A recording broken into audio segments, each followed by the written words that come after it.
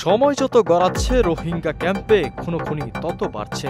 সাম্প্রতিক সময়ে ক্যাম্পের নিয়ন্ত্রণ নিয়ে আরসা ও আরএসও এর মধ্যে দ্বন্দ্ব প্রকাশ্য রূপ নিয়েছে। এতে আতঙ্কের মধ্যে রয়েছেন সাধারণ রোহিঙ্গারা। বর্তমানে বেশি তৎপর মিয়ানমারের সশস্ত্র গোষ্ঠী আরাকান স্যালভেশন আর্মি বা আরসা, রোহিঙ্গা সলিডারিটি অর্গানাইজেশন ও নবী হোসেন গ্রুপ। ক্যাম্প কেন্দ্রিক মাদক ব্যবসা, চাঁদাবাজি, অপহরণ ও চোরাচালান নিয়ন্ত্রণই তাদের মূল টার্গেট। সবশেষ 10 জুন সোমবার আধিপত্য বিস্তার নিয়ে উখিয়ায় রোহিঙ্গা ক্যাম্পে সন্ত্রাসীদের গুলিতে 3 জন রোহিঙ্গা নিহত হয়েছেন। আহত হয়েছেন আরও 3 জন। প্রশাসন নিশ্চিত করেছেন আরএসও ও আরসার মধ্যে এই খুনোখুনি হয়েছে। এর আগে 7 জুলাই উখিয়ায় বালুখালী রোহিঙ্গা ক্যাম্পে আরসা ও আরএসও এর মধ্যে পাল্টাপাল্টি গুলিতে 5 জন রোহিঙ্গা নিহত হন। তারা সবাই আরসার সদস্য বলে জানান পুলিশ।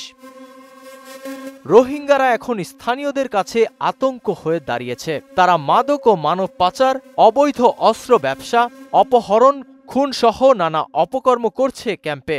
বর্তমানে ক্যাম্পগুলো অস্ত্র মাদক মজুতেরও নিরাপদ জায়গা হিসেবে গড়ে উঠেছে। এমনকি ভাড়াটে খুনি ও অপহরণকারী হিসেবেও কাজ করছে রোহিঙ্গা সন্ত্রাসীরা। আইন শৃঙ্খলা বাহিনী বলছে, খুনোখুনি, অপহরণ ও মাদক কারবারের অভিযোগে বিভিন্ন সময় কারাগারে গেলেও অনেক রোহিঙ্গা জামিনে বেরিয়ে নানা অপরাধে জড়িয়ে পড়ছে। মাদক কারবারে জড়িত অনেকেই এখন অপহরণ সিন্ডিকেটের সদস্য।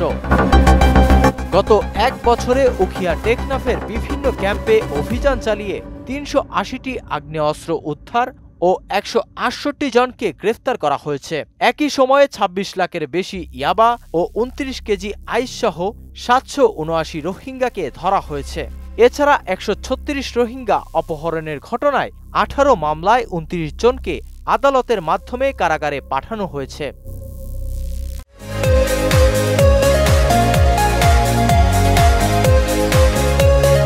জেলা পুলিশ ও এপিবিএনের তথ্য বলছে, কক্সবাজারের 33টি রোহিঙ্গা ক্যাম্পে প্রায় 12.5 লাখ রোহিঙ্গার বসবাস।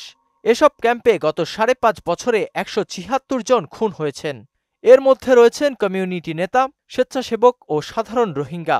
চলতি বছরের 7 মাসে 10 জুলাই পর্যন্ত রোহিঙ্গা আশ্রয় শিবিরে একাধিক সংঘর্ষ ও গোলাগুলির ঘটনায় কমপক্ষে 62 জন নিহত হয়েছেন। রোহিঙ্গাদের অপরাধমূলক কর্মকাণ্ডের ওপর প্রশাসনের নজরদারি আরও বাড়ানোর দাবি জানিয়েছেন সচেতন মানুষ। কারণ এই এলাকায় স্থিতিশীলতা ও শান্তি রক্ষায় রোহিঙ্গাদের অপরাধ নিয়ন্ত্রণের কোনো বিকল্প নেই। নাসিমুল বারী, সৌরভ, মোহনা, ডিজিটাল।